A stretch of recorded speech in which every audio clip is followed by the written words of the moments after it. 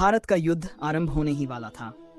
कुरुक्षेत्र के मैदान में अर्जुन ने जब देखा कि उसे अपने ही परिवार, गुरुओं और प्रियजनों के साथ युद्ध करना होगा, तो वह अचानक हताश हो गया। अर्जुन ने घबराकर अपने रथ को रोक लिया और भगवान श्री कृष्ण से बोला, हे कृष्ण, मुझे क्या करना चाहिए?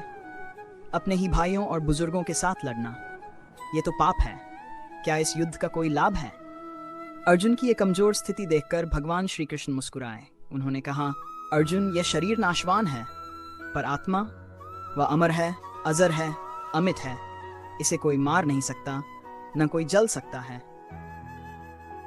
अर्जुन अब भी उलझन में था। उसने श्री कृष्ण से कहा, लेकिन हे केशव, कैसे मैं अपने प्रियजनों पर बाण चला सकता हूँ? मुझे तो इससे कोई सुख नहीं मिलेगा। भगवान श्री कृष्ण ने गंभीर होकर कहा, अर्जुन, तुम अपने कर्तव्य से पीछे कैसे हट सकते हो? योद्धा होने के नाते तुम्हारा धर्म है कि तुम युद्ध करो और जो सही है उसका साथ दो।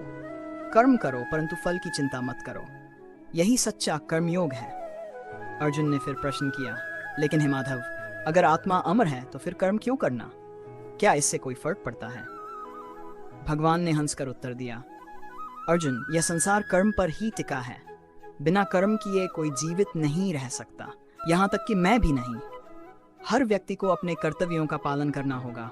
बिना कर्म के जीवन का कोई अर्थ नहीं है। भगवान श्री कृष्ण के ये वचन अर्जुन के मन में गहरे उतर गए। उसकी आंखों में अब एक नई चमक थी। उसने अपने धनुष को उठाया और बोला, हे कृष्ण, अब मेरे सारे संदेह दूर हो गए हैं। मैं अपने धर्म का पालन करूंगा और इस धर्मयुद्ध में भाग लूंगा। जय हो। श्री कृष्ण ने सिर हिलाकर कहा, यही तो मैं चाहता था पार्थ। उठो और अपनी जिम्मेदारी निभाओ। इस प्रकार भगवान श्री कृष्ण के गीता के उपदेश ने अर्जुन को फिर से सही राह पर लाया।